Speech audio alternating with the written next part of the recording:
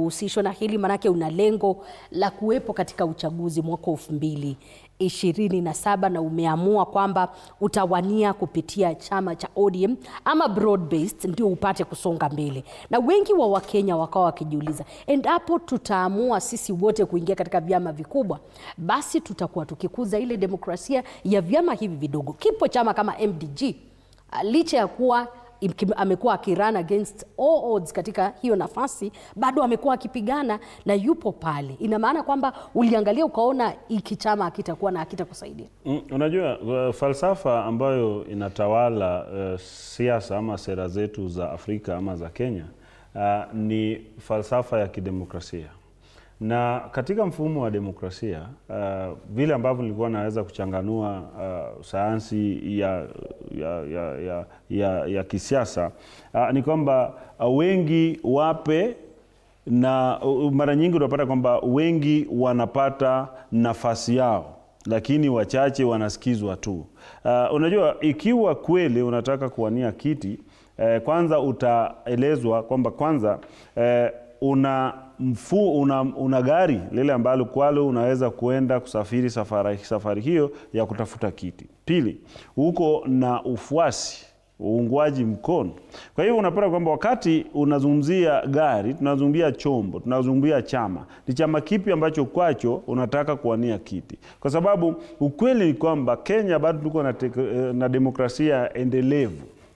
Demokrasia ambayo bado inakuwa. Demokrasia ambayo hatuwezi kusema kwamba tumekomaa kiasi cha kwamba tunaweza kuwa na vyama vikubwa. Lakini unapata kwamba vyama hivi vidogo navo vina upungufu mkubwa ukiangalia uwezo wao wa kujiendeleza na kunyinadi kwa wapiga kura. Kiasi cha kwamba ukiwa wewe umesimama kupitia kiti hiki, chama hiki kidogo, ni basi utaangaliliwa kuwa mdogo. Na pia lazima tuangazie ubabe wa chama katika maeneo. Bado katika Kenya pamoja na Afrika mara nyingi tumeduana, tumekaa katika siasa za kieneo na siasa za kimrengo. Iwapo wewe ni mtu wa kutaka kuingia kwenye ballot, bora ushinde ama usishinde, basi unaweza enda kupitia. Ina maana umeangalia eneo ambalo unatoka, ukaangalia pia ukaona. Mimi nikiangalia eneo lile ambalo ninatoka, unapata kwamba chama ambacho bado hakiwezi kushindwa hata kupitia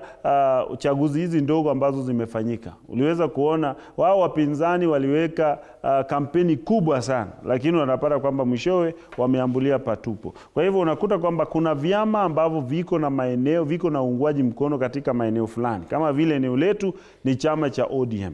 Iwapo unataka kujifanya kwamba utaweza kupenya ama ushinde kiti kupitia chama chochote kile, basi unajidanganya. Ndio sababu nataka kukueleza ukweli wa mambo katika taifa la Kenya na mataifa yanayotuzunguka. Ni kwamba bado tuko na demokrasia changa ambayo haijaweza kuvifanya vyama vya kisiasa viwe na uhuru wao na viwe na ustawi wao na viwe na uwezo wa kuendeleza shughuli zao bila hitilafu zozote.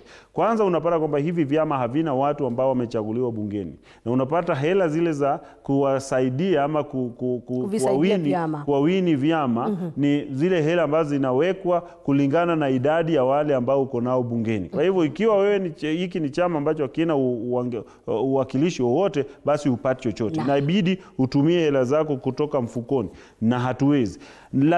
Iwapo basi kutakuwa na sheria ambazo zinahakikisha kwamba bora chama kimesajiliwa, kinapata usaidizi wa serikali, basi labda wakati huo tutakuwa na uwezo wa chama kidogo kuwaweka wawaniaji na pata kushinda.